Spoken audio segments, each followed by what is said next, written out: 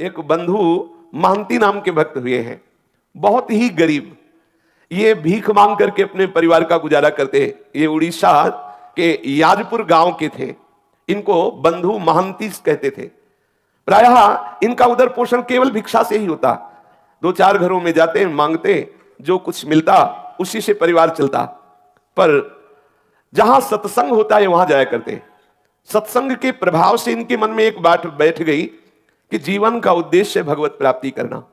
तो वैसे ही धन संपत्ति भोग सामग्री से रहित थे, तो कोई भोग वासना, कोई धन आदि का अभिमान, ये जो दोष बुद्धियां, ये तो इनके हृदय में स्वाभाविक नहीं थी, क्योंकि भिक्षा मांगते थे तो दैन्यता थी। और सत्संग से बात बैठ गई कि जीवन का परम लाभ है भगवत प्राप्ति करना, तो ये उतना ही मांगते थे जितना उदर पोषण के लिए, परिवार के लिए आवश्यक था। ऐसा नहीं कि भिक्षा मांग रहे तो बहुत सारा मांग लिया और खूब बेच करके उससे भोग सामग्रियां ला रहे, नहीं। जितने से उदर पोषण होता उन 4-6 घरों में मांग लिया, मिला तो मिला, नहीं तो उपवास कर लिए। और एकांत में खूब नाम कीर्तन करते। प्रत्येक साधक को अपनी दिनचर्या में ऐसा समय रखना चाहिए, वो 1 घंटा, आधा घंटा, जिसमें नाम कीर्तन हो, अति आवश्यक है। नाम कीर्तन 24 घंटे में अपनी उपासना पद्धति में, दिनचर्या में जरूर रखना चाहिए।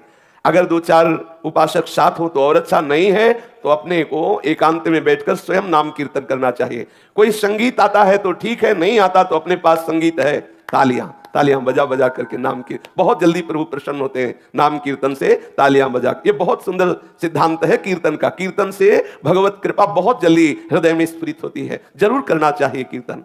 वो अकिंचन बंधु महंती जी, अगर भिक्षा में कुछ मिला तो भगवत अर्पित करके पा लिया, और एकांत भिक्षावृत्ति से जीते, एकांत में बैठ करके नाम कीर्तन करते, नाम जप करते। अटल विश्वास होने लगा प्रभु में। नाम कीर्तन के प्रभाव से प्रगाढ़ हृदय में विश्वास प्रकट होने लगा। अब अपनी स्त्री को भी कहा कि देखो, मेरे हृदय में ये बात आती है कि तुम यदि हमारी पत्नी हो, अर्धांगिनी हो, तो हमारी वास्तविक अर्धांगिनी बनो। हमारे हृदय में बात बैठ गई है कि भगवत प्राप्ति ही जीवन का परम लाभ है, तो तुम जैसा हम भजन करते हैं वैसा ही करो, तो तुम हमारी सच्ची अर्धांगिनी होगी। वो पतिव्रता थी, पति की आज्ञा के अनुसार उनके साथ कीर्तन में बैठने लगी। वैसे ही नाम, और ऐसा ही सबको करना चाहिए। अपने परिवार में अपने संबंधियों को भगवत नाम कीर्तन, भगवत नाम जप, भगवत सेवा के लिए प्रेरित करना चाहिए। भले वो हमारी अवहेलना करें, भले वो हमारा उपहास करें, अगर वो हमारी प्रार्थना से 5 मिनट भी भजन करने लगेंगे तो मंगल होने लगेगा। अगर वो 1 माला भी करने लगे तो हम बाजी जीत गए। हमारे परिवार के बच्चे, रिश्तेदार, नातेदार, मित्र, माता पिता, जो भी संबंधी हैं, अपने संबंध भाव से दुलार करते हुए उनसे प्रार्थना करें, 1 माला ही जप लो, थोड़ी देर 5 मिनट ही कीर्तन कर लो, थोड़ी देर बैठ करके भगवत चर्चा सुन लो, जिससे हमारा मनुष्य जन्म लेना सार्थक हो जाए। वही संबंधी है जो अपने संबंधी को भगवत प्राप्ति के मार्ग में लगाए। ये बंधु महंती ने अपनी पत्नी को प्यार से शिक्षा दी, जीवन का परम लाभ है भगवत प्राप्ति, उसको भी भजन में लगा लिया। अब इनके हृदय में दृढ़ विश्वास हो गया कि मुझे भगवान मिलेंगे। यह है कीर्तन और नाम जप और वैराग्य। पूज्य श्री गुरुदेव भगवान ने एक दिन गिरिराज जी की परिक्रमा में कहा, जब पूज्य श्री पंडित बाबा जी की समाधि आए तब वो परिचय बताया, नए नए आए थे ब्रज में, तो महाराज जी ने परिचय बताया कि ये समाधि पूज्य श्री पंडित बाबा की है, गया प्रसाद जी की। और महाराज जी ने कहा कि बहुत भजनानंदी महात्मा थे, और जानते हो भजन का प्रकाश उसी के जीवन में विशुद्ध उज्जवल होता है जो वैरागी होता है। जितना जितना तुम विषयों से वैराग्य करते जाओगे, उतना उतना भजन का आनंद प्रकट होगा और दिव्य अनुभूतियां होने लगेंगी। यदि हम विषय सेवन करते हुए भजन करते हैं, यद्यपि मंगल ही है, पर आपको अनुभव नहीं होगा, भगवदानंद का अनुभव नहीं होगा। हाँ, आपकी चाही हुई कामनाएं आदि आदि वो सब पूर्ण होती रहेंगी, लेकिन चिदानंद रस का अनुभव नहीं होगा। जब तक जगते भयो फिरे वैरागी, वृंदावन रस में अनुरागी, तब तक चिदानंद रस का अनुभव नहीं। गुरुदेव भगवान ने कहा, जिसका जितना तीव्र वैराग्य होता है उतना ही उसे भजन का आनंद, भजन की दिव्यता और दिव्य दिव्य विभूतियों का साक्षात्कार उसे होता है। अब उनके तो वैराग्य स्वाभाविकता भिक्षावृत्ति से जीते बंधु महंती। अब पत्नी भी नाम कीर्तन और भजन, अब इनके हृदय में दृढ़ लालसा हो गई कि मुझे प्रभु मिलेंगे। ये बहुत बड़ी बात है, हृदय में दृढ़ता जाना, निश्चित अब मैं श्री जी के पास जाऊंगा, निश्चित मुझे श्री जी की सेवा मिले, ये निश्चित हो जाना हृदय में, बिल्कुल कोई संशय नहीं। तो पक्का समझो निश्चित प्रियालाल के समीप जाएगा, क्योंकि उसकी जो निश्चितता, जो विश्वास, जो दृढ़ता ही वो उन्हीं की तरफ से आई, उन्होंने स्वीकार कर लिया है। इनके हृदय में विकलता होने लगी, मुझे प्रभु मिलेंगे। अब वो विचार करने लगे कि मुझे ऐसे भगवत भक्तों का कृपा प्रसाद मिले जो प्रभु के अनुराग में डूबे हुए हैं, कैसे प्राप्त हो, कहां जाऊं। जब भगवत मिलन की लालसा होती है तो भक्त को एक हृदय में पिपासा जागृत होती है। जहां जहां पिय की बात सुने खोजत तिन गैनन, कहां प्रीतम की बात सुनने को मिलेगी। कोई प्रीतम का प्रेमी मिले जो मेरे प्रीतम के रूप को सुनावे, प्रीतम के गुणों को सुनावे, प्रीतम की आसक्ति की बातें सुनावे, मुझे वो प्रीतम का मार्ग बता दे जिससे मेरे प्रीतम मेरे नेत्र गोचर हो जाए। और वो हृदय में तड़पने लगता है। घर में रज के पात्र है, एक टूटी सी झोपड़ी है और पत्नी, और कई कई दिन भिक्षा में अन्न भी नहीं मिलता, भूखे रहकर के समय व्यतीत करना होता है, पर ये बड़े आनंद पूर्वक है। जिसे श्री देवर्षि नारद जी ने कहा कि जरूरी नहीं कि आपके पास धन हो तभी आप दान पुण्य करके भगवत सेवा करके भगवत प्राप्ति कर सकते हैं। देखो हालत है, बिल्कुल धन नहीं है, खाने के लिए भी नहीं है। अब उनके हृदय में यह भी कोई बल नहीं कि कोई उनको सहयोग कर सकता है, कोई उन्हें कर्जा दे सकता है, क्योंकि पता है मूल में कुछ है नहीं। तो जिसको पता होता है कि वो वापस नहीं कर सकता, वो कर्जा भी नहीं देता। उन्होंने अपनी पत्नी से कहा कि भाई मेरा जगत में कोई आत्मीय नहीं है, कोई स्वजन नहीं कि सहयोग करे, कई दिनों से भोजन भी नहीं मिला, पर एक मेरे मित्र है जो बहुत धनी है, अगर तुम साथ दो और अपने मित्र के यहां हम तुम्हें ले चले तो वहां भूखे नहीं रहना पड़ेगा। बहुत धनी है और बहुत कृपालु है और हमारा उनसे परिचय है, वो हमें बहुत प्यार करते हैं, चलोगी हमारे साथ? क्योंकि यहां तो कोई अपना है नहीं, इस याजपुर गांव में कोई मुझे प्यार करने वाला नहीं। मेरा एक मित्र है जो बहुत धनी है, मुझे बहुत प्यार करता है, वहां तुम्हें भूखे नहीं रहना पड़ेगा, कोई परेशानी नहीं रहेगी, पर 5 दिन का रास्ता है। हम लोग यदि धैर्य पूर्वक चले तो हमारे मित्र की कृपा प्राप्त होगी, सारी भूख सदा सदा के लिए मिट जाएगी। और उसका नाम बहुत मीठा है। यदि हमारा नाम है बंधु महांती तो उसका नाम है दीन बंधु। बहुत कृपालु है, बहुत दयालु है, हमें चलना चाहिए। पत्नी से कहा मुझे इस गांव में नहीं रहना। सती स्त्री पति के अधीन चलने वाली, कई दिनों से भोजन नहीं मिला। उसने कहा 5 दिनों का रास्ता है, कैसे चल पाएंगे, क्योंकि पेट में तो भोजन नहीं है, लेकिन आपकी आज्ञा है, हम जरूर चलने का प्रयास करते हैं। जो समस्त दरिद्रता और दुखों का हरण करने वाले हैं, उन प्रभु के दर्शन के लिए बंधु महांती के हृदय में वेदना हुई और वो अपने नगर से चल पड़े। एक छोटी लड़की भी थी, एक बच्चा, दोनों को कांधे पे बैठा ला, पत्नी को साथ लिया, और जब बहुत विकलता होती क्षुधा की तो पानी पिला देते या कोमल कोमल पत्ते लाते और अपने बच्चों को पत्नी को देते, इनको खा लो, भगवान कृपा करेंगे, हमारे भी दिन बदलेंगे, धैर्य पूर्वक हमारे मित्र के पास चलो। देखो जो भक्त होते हैं उनको हर परिस्थिति में अपने प्रीतम ही याद आते, जैसे सुदामा जी ने अपनी पत्नी से कहा था, है हमारे एक मित्र द्वारिकाधीश हैं, बहुत बड़े हैं, आप चिंता मत करो। गए तो देवराज इंद्र से भी बढ़कर के संपत्तिवान बना दिया, सुदामापुरी की रचना कर दी। भक्त का जो कुछ भी जैसी भी परिस्थिति, वो सब प्रभु होते हैं, केवल प्रभु की स्मृति रहती है। आप देखो कई दिनों से भोजन नहीं मिला, 5 दिन की यात्रा है, पत्नी और बच्चे भूख के कारण चल नहीं पा रहे हैं, तो कोमल कोमल पत्ते लाते वृक्षों के, कहते खा लो, पानी देते, इसी से काम चला लो, चलते हैं, हमारे मित्र बहुत हमें प्यार करते हैं, वो दुलार करेंगे। बंधु की जो पत्नी और पुत्र वो कोमल पत्ते खाते, बंधु मन ही मन रोने लगता, हे घट घट के वासी, हे अंतर्यामी, मैं तो सह सकता हूं, मेरे बच्चे मेरी पत्नी ये कैसे कष्ट में हैं, प्यारे इतनी कृपा कर दो कि मैं आप तक पहुंच जाऊं।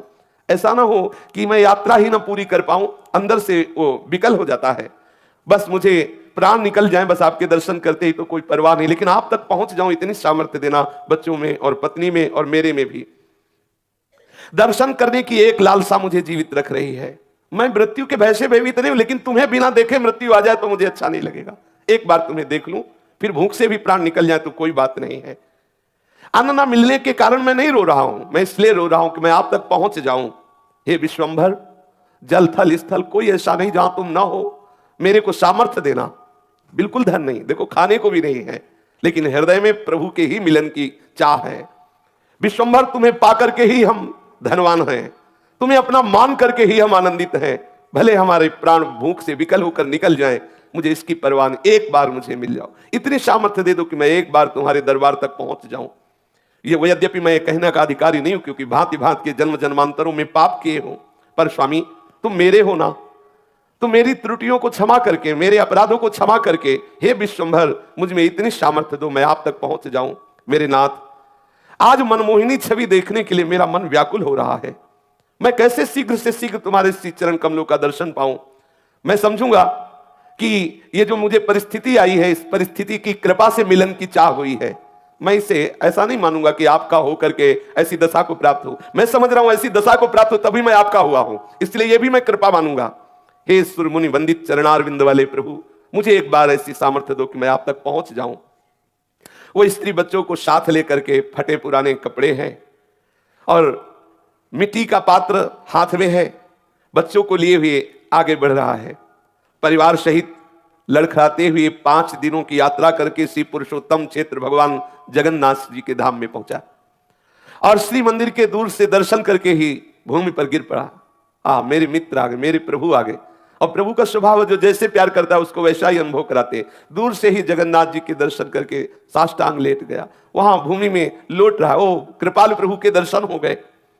अपनी पत्नी से कहा, देखो देखो ये मेरे यार हैं, जिनके लिए मैं कह रहा था ना कि मेरे मित्र, ये हमारे मित्र हैं, ये हमारे प्रीतम हैं, ये हमारे दीन बंधु स्वामी हैं।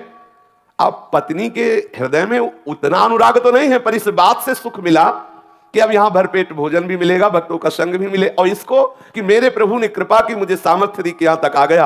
अब मैं अपने यहां प्राण छोड़ूंगा, अब मुझे यहां आनंद मिलेगा, क्योंकि प्रभु के चरणों में प्राण छूटे इससे बढ़कर क्या लाभ। प्रभु का धाम है, सामने प्रभु है, फिर तो प्राण भी छूट जाए, कोई परवाह नहीं। अब वो देखते देखते ही थोड़ी देर दर्शन हुए, सिंह द्वार के सामने आकर आनंद आवेश में मगन है। कौन पूछता है उसको? पत्नी पुत्र फटे पुराने कपड़े एक कोने में खड़े ठाकुर जी को देख रहा है। सिंह द्वार पर बड़ी भीड़ है, बच्चे भूख से व्याकुल है, पत्नी भूख से व्याकुल है। वो भगवान के दर्शन करके खड़ा है। थोड़ी देर में देखा पट बंद हो गए, कोई पूछ ही नहीं रहा, कौन पूछे। उसने अपनी पत्नी से कहा, धैर्य रखना, मेरे मित्र बहुत लोग आए हुए हैं ना, उनसे मिल रहे हैं। पत्नी से कहा, आओ पीछे चलते हैं।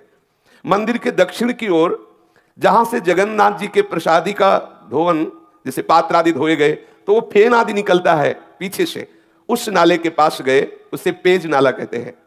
वहां जाके बैठे और कहा कि देखो चिंता मत करो, स्वामी के घर आ गए हो ना, अब चिंता की बात नहीं है, और बहुत करुणामय है।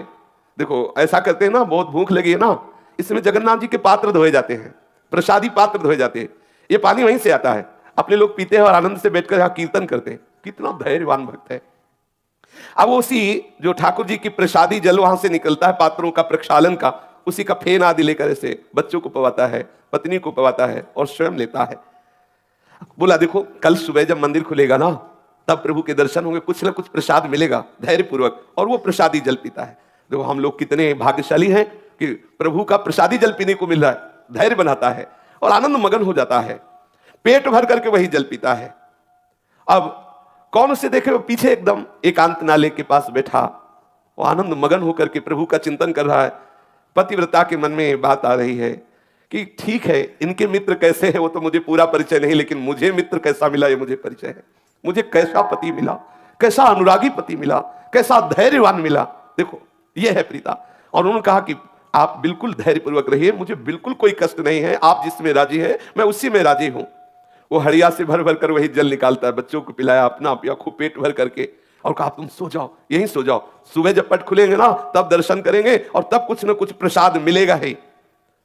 अब इतना भाव ठाकुर जी देख रहे हैं, एक एक क्षण की बात। गुरुदेव भगवान कहते तुम चिंता मत करो, तुम्हारे एक एक सेकंड की बात ठाकुर देख रहे हो, एक एक सेकंड का हिसाब अनंत गुना बढ़ा कर देंगे। तुम धैर्य पूर्वक रहो, ऐसा मत समझो कि तुम विषयों की जलन को सहकर भजन कर रहे हो, तुम ठंडी गर्मी अपमान सब सहकर भजन कर रहे हो, कोई तुम्हें देख नहीं रहा। नहीं, ठाकुर देख रहा है, एक एक सेकंड का हिसाब अनंत गुना बढ़ के देगा, खुद तुम कहोगे निहाल हो गए। देखना, थोड़ा धैर्यवान रहिए। अब वो प्रभु की प्रसन्नता के लिए वहां बैठा हुआ नाम कीर्तन कर रहा है, और भाव अंदर अंदर की, हे नाथ तुम्हारे चरणों को मैं बार बार नमस्कार करता हूं, मैं कितना अधम जी हूं, लेकिन आपने मुझे धाम बुला लिया, बिल्कुल अपने महल के समीप रखा। तुम चराचर में व्याप्त हो, समस्त जीवों के मनोरथ पूर्ण करने वाले हो। मुझे पता है कि तुम्हारे सिवा कोई करता नहीं है, मेरे मन में कोई कामना नहीं कि मैं किसी कामना से तुम्हें ये प्रार्थना कर रहा हूं, पर प्रभु आप कृपा करो, मेरी पत्नी को ये विश्वास हो जाए कि तुम मेरे मित्र हो, तुम मेरे हो। कहीं ऐसा ना हो किसके मन में आने लगे कि मुझे बहला फुसला रहे, कहीं कोई भगवान नहीं, देखो यहां भी आए तो कितना कष्ट सह रहे हैं। नाथ मुझे जितना चाहो कष्ट दे दो, लेकिन इसको विश्वास दिला दो कि आप हो। मुझे पता है आप हो, लेकिन इसको विश्वास हो जाए, क्योंकि ये मेरे ही आज्ञा से भजन कर रही है, कहीं इसका विश्वास टूट ना जाए। जगन्नाथ जी की भंडार गृह में ताला लगा हुआ है और ठाकुर जी अंदर विराजमान है, लेकिन प्रभु के लिए ना तो कोई दरवाजा है ना कोई ताला है। वो तो सर्वसमर्थ है। भक्त वत्सल प्रभु को नींद कहाने वाली वो तो सब सुन रहे हैं जो पीछे वो प्रार्थना कर रहे हैं। प्रभु ने भंडार गृह से अपनी थाल उठाई और वहां कई कई दिनों का प्रसाद रहता है। भक्तों के समुदाय आते, सबको प्रसाद मिलता है। तो वहां कई दिनों का सुंदर सुंदर खूब प्रसाद अपनी थाल में, जो ठाकुर जी का भोग लगता है जिस थाल में, उसी में सजाया और सजा करके दरवाजों में सब बंद है, ताला लगा है, लेकिन उनके लिए क्या है। प्रभु बाहर आए, एक ब्राह्मण का वेश धारण किए हुए, और बोले कि याजपुर गांव से वो बंधु महंती नाम का कोई भगत आया है। आवाज दे रहे हैं पीछे। अब वहां रात्रि का समय कौन है, केवल वही तो पति पत्नी और बच्चे सहित है। वो एकदम हड़बड़ा के आंख खोलता है, सोचा कि मुझे कौन पुकारेगा, ये हो सकता है कि मेरे नाम वाला कोई और हो, बंधु महंती। परंतु फिर पुकारा, बंधु महंती देखो प्रभु ने तुम्हारे लिए और साक्षात जगन्नाथ प्रभु है, प्रभु ने तुम्हारे लिए प्रसाद भेजा है। स्त्री को जगा के कहा कि ये मुझे ही पुकार रहे हैं क्या, हमें लगता है कि मुझे ही पुकार रहे हैं। फिर ऊंचे स्वर से आवाज आई, बंधु महंती ये प्रसाद लो। याजपुरिया बंधु जो पेज नाले के समीप विराजमान हैं वो आए और ये प्रसाद ले ले। अब तो इनको पक्का हो गया कि मुझे ही बुलाया जा रहा है। दौड़ पड़े, दौड़ गए और घबराते जा रहे हैं। जब देखा कि उस ब्राह्मण के हाथ में एक रत्नों से जटित थाल है और विविध प्रकार की ठाकुर जी की सुंदर सुंदर भोग प्रसादी है, और ब्राह्मण ने मुस्कुराते हुए कहा कि प्रभु ने अंदर से भोग की थाल तुम्हें भेजी है, ले लो। वो उसके हाथ कांप रहे हैं, विशाल थाल, इतना सुंदर भोग, हृदय विकल हो रहा प्रभु, और ये नहीं समझ रहा साक्षात प्रभु ही है। हृदय उसका वो विकल हो रहा, प्रभु मुझे प्यार करते। पत्नी से कहा, देख देख मैं कह रहा था ना कि मेरे मित्र मुझे बहुत प्यार करते हैं। देखो बहुत भीड़ थी ना, सब लोग चले गए, अब उनको फुर्सत मिली तो देखो भेजा ना, मैं उनकी नजर में हूं ना, देखो। और आनंद मगन हो रहा है, बच्चों को जगाया। और ब्राह्मण ने कहा, देखो तुम आराम से प्रसाद पाओ, थाल को यहीं रख देना, थाल हम समय से ले जाएंगे, तुम चिंता मत करो। अब ब्राह्मण वेशधारी भगवान ऐसा कह करके भोग की थाल दी और चले गए। और वो तो जड़ता भाव को प्राप्त हो, काफी देर तो समाधि भाव में डूबा रहा। प्रभु की कृपा में, इतने कृपालु प्रभु, पता नहीं कितनी देर तक उसकी आंतरिक ऐसी दशा रही। फिर पत्नी ने उसे बार बार स्वस्थ किया, हिला हिला के उससे बार बार स्पर्श करके जगाया, तो फिर स्वस्थ हुआ। फिर सबने बैठकर भरपेट, आज कई दिनों बाद भोजन मिला, कई दिनों बाद ऐसा प्रसाद, और स्वयं ठाकुर जी लाए तो अमृतमय प्रसाद। अब उसने विचार किया कि इस थाल को कहां पहुंचाऊं, क्योंकि ये प्रभु की थाल है। फटे पुराने चिथड़े में लपेट करके उस थाल को रख लिया कि जब सुबह होगा तब देखूंगा, और अपने सिरहाने रख लिया, खूब आराम से सोया। अब अच्छे ऐसे ऐसे मंगल में स्वप्न आ रहे हैं उसको, ठाकुर जी की ताल, ठाकुर जी का प्रसाद, बड़ा आनंद। वहां कोई तमोगुणी निद्रा थोड़ी उसके हृदय में है। अब भगवान का वो रत्न थाल सिर पर रखे हुए ये तो सो रहा है, और उधर ठाकुर जी के जब सेवा के लिए पट खोले गए और भंडार खोला गया तो देखा गया कि भंडार की सब सामग्री अस्त व्यस्त, ताला खुला हुआ, थाल गायब, काफी प्रसाद इधर उधर। उन्होंने विचार किया कि बहुमूल्य रत्नों का थाल कहां चला गया, और ये सब कौन अंदर भंडारे में घुसा। अब ठाकुर जी है, जो मनाया जहां से आया था तो अपने आप दिखाई दे रहा था, और सब इधर उधर फैला भी दिया, ठाकुर जी है।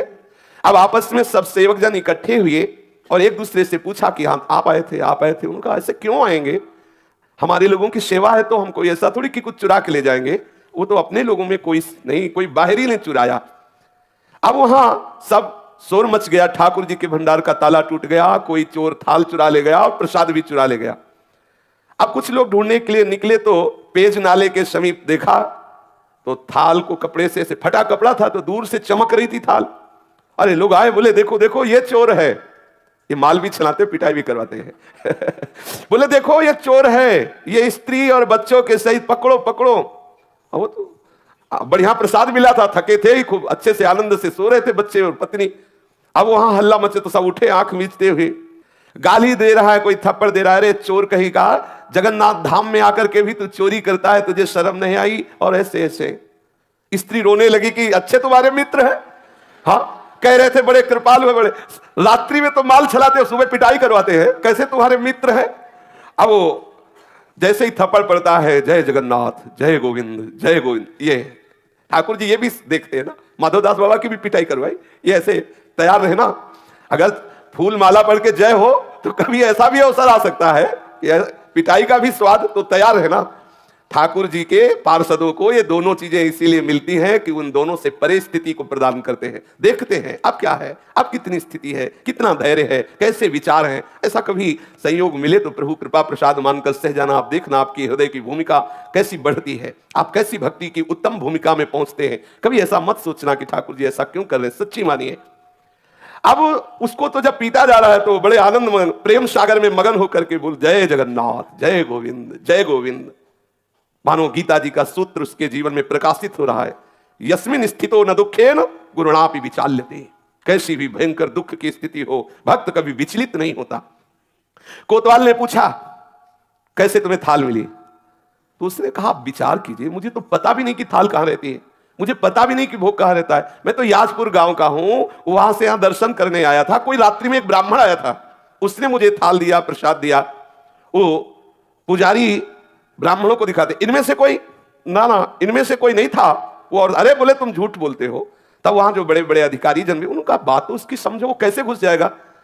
अगर वो घुसा होता वहां जहां भंडार है तो प्रधान गेट का भी ताला तोड़ा गया होता। प्रधान गेट में तो वैसे ही ताला लगा हुआ है। तो ये थाल और ये प्रसाद, अब जो बाहरी लोग आते हैं, अरे देखो, अरे तो बहुत ऐसे, वो अंदर अंदर प्रसन्न होता कि वारे प्रभु, वारे लीलाधारी, तुम्हारी बड़ी विचित्र लीला है।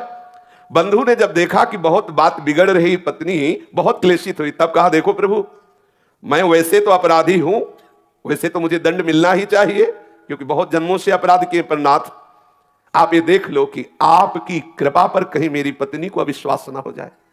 ऐसी कोई परिस्थिति डाल देना जिससे उसको अविश्वास हो जाए। कृपा सिंधु आपको जो चाहे सो करो, मुझे पता है आपकी हर एक चाल पता है। जमूरे को पता होता है बाजीगर कौन सा खेल खेलेगा, उसको नहीं कोई भ्रमित कर सकता क्योंकि वो जानता है। प्रभु के चिंतन के प्रभाव से प्रभु की हर बात उसके हृदय में स्फुरित होने लगती है। जो प्रभु का जन होता है, भक्त होता है, जैसे नरसिंह भगवान के क्रोधावेश से बड़े बड़े ईश्वर कोटि के महापुरुष भी डर रहे हैं, लेकिन प्रहलाद जी को कोई भय नहीं है। वो तो दौड़ते हुए प्रभु की गोद, क्यों जान रहे मेरे प्रीतम प्रभु है। अब श्री जगन्नाथ जी महाराज नवीन लीला की, जो प्रताप रुद्र राजा थे जगन्नाथपुरी के, वो महल में सोए हुए थे। जगन्नाथ प्रभु गए और कर्कश स्वर में कहा कि प्रताप रुद्र भी ये बहुत बड़े भक्त हुए हैं, महाप्रभु चैतन्य देव की कृपा प्राप्त हुई है। बोले कि तुम यहां चैन से सो रहे हो, मेरे भक्त को दुख दिया जा रहा है और तुम यहां शयन कर रहे हो। तेरे कर्मचारी उस भक्त की पूजा ना करके उसको गालियां दे रहे हैं और उसको पिटाई करने की सोच रहे हैं, उसको थप्पड़ भी मारे। जानते हो मैंने स्वयं थाल दिया है, मैंने स्वयं प्रसाद दिया है और वो मेरा बहुत प्रेमी है, मेरा परम भक्त है। देखो जल्दी से जल्दी जाओ और क्षमा मांगो जाकर के, क्योंकि तुम राजा हो, तुम्हारे राज्य में यदि ऐसे भक्त का अपमान होता है तो तुम्हें हम दंड देंगे। क्योंकि बड़े लीला बिहारी एक तरफ तो पिटवाई करा रहे हैं और एक तरफ राजा से चरण पूजवाए, यही इनकी लीला है। यही बड़ी विचित्र लीला, कैसे वो कहां परिचय बना के कौन सी लीला करते हैं ये किसी की समझ में आने वाली नहीं। तू भला चाहता है तो तत्काल जा और सम्मान पूर्वक प्रणाम करके, आज से हमारे मंदिर का हिसाब किताब का पूरा अधिकारी वही होगा। ठाकुर जी ने आदेश कर दिया, आज से नीलाचल नारायण का आदेश है। जगन्नाथ जी ने कहा मेरा आदेश है कि मेरे संपूर्ण मंदिर का हिसाब किताब उसके हाथ, उसी के दस्तखत से सब सारी बात होगी। इतना कहकर प्रभु अंतर्ध्यान में, राजा तो हड़बड़ा करके उठा, तत्काल पोशाक धारण की घोड़ा मंगवाया और वहां पहुंचा और जाकर सबसे स्वप्न की बात कही और हाथ जोड़ करके प्रणाम किया साष्टांग। बंधु महांती को ध्यान से सुनिए, राजा ने साष्टांग प्रणाम किया और हृदय से लगाकर कहा जो कुछ भी आपके साथ हुआ हो हमें क्षमा कीजिए। और सबको आदेश किया कि जगन्नाथ जी का सीधा आदेश है कि आज से मंदिर का पूर्ण अधिकारी यही होगा, इसी के दस्तखत से सब होगा। अब वो तो हाथ जोड़े खड़े हैं, फटे पुराने कपड़े हैं, कैसा हृदय इनका दैन्य भाव से युक्त हो, कैसा पद दिया। राजा ने विनय की और कहा कि जो हमें प्रभु ने आदेश किया है उसे आप स्वीकार करें। आज भी बंधु महांती के कुल परंपरा से वही सेवा करते चले आ रहे हैं। जगन्नाथपुरी का हिसाब किताब उन्हीं के दस्तखत से होता है, उसी बंधु महांती के जो लड़के बच्चे परिवार कुल परंपरा के आज भी वही है। तो जरूरी नहीं कि आपके पास धन हो तभी प्रभु प्रसन्न हो, या आप उत्तम जाति के हो तो प्रभु प्रसन्न हो, या आप धनवान रूपवान कुलवान गुणवान, इनका कोई महत्व नहीं। प्रभु से प्यार हो, बस केवल अपनापन से प्रभु जी जीते हैं।